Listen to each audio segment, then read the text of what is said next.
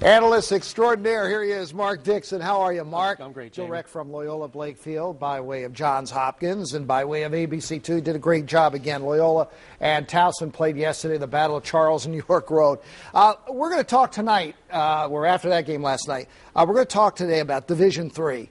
And for the first time, ABC2 is broadcasting Division III lacrosse, and that's coming up. It's going to be Gettysburg and Salisbury. That's our first one. Tell me about Division III, and you know what? Lacrosse is just as good on Division III level. It's exploding, and I think when you look at the high school level, the student athletes that are playing this sport, at the Division I level, there's a bottleneck. There's only 60, 62 teams that have fully funded or have Division I NCAA recognized lacrosse. When you look around the country, there are hundreds of thousands of kids playing the sport, and it's growing like wildfire in states like California and Michigan and Texas and Ohio, for instance. And there's not a whole lot of Division I opportunity for a lot of these student athletes. So a lot of them go Division III, and you're seeing some of it, the best lacrosse here locally in the area. Salisbury University, 8-time national champion. The Stevenson program over in Owings Mills under Paul Cantabene really taking off and challenging Salisbury for that kingpin title. And then you've got schools like Goucher, just right around the corner here in Towson, made their first NCAA tournament appearance a year ago. So really Division III, especially in this area, is terrific, and it's a high level of lacrosse. What's it going to be like for them to be on TV, though? Division III. I know they're incredibly excited. Jim Berkman, for instance, at Salisbury University, he's commented, I think, in every preseason magazine, in every coverage, any type of media that they get, that we're going to be on television 3 times this year. Yeah. You know, they're incredibly excited, and I think it's a great opportunity for that program. And for the first time ever, we're going to be broadcasting the War on the Shore.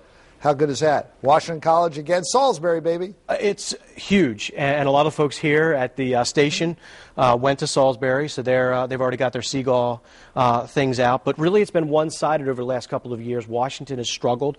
They have a new head coach, however, in Jeff Shirk.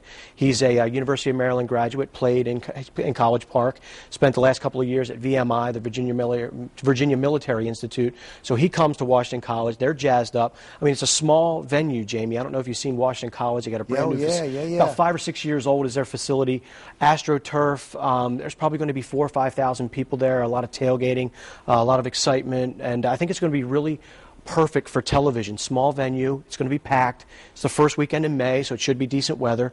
And you got 2 lacrosse teams that just want to go out there and tear each other apart and win the War on the Shore. Let me ask you this: when you're by Scott Garceau and you're calling a game, sure. How did you develop such a knack and look at the games differently than we do at home? I think it's just, first and foremost, I just have a real love for the game. And a coach that I had in college at Johns Hopkins said, you're not the biggest, you're not the strongest, so you should be the smartest. So I think at that point in time, I started looking at the game a little bit differently instead of trying to always run by my man, maybe look up before I get to that point of impact and make that pass.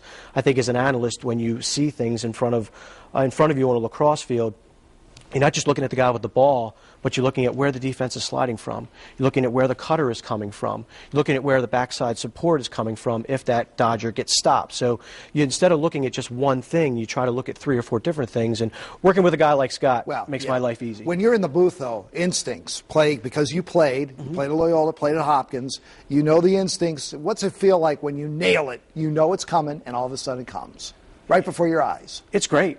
But just like when you're playing in a game, you got to be ready for the next play. Yeah, right. So the victory and the momentous feeling is fleeting. And of course, if I get a little too full of myself, Scott's always there to burst my bubble and bring me back to earth. Pleasure working with him.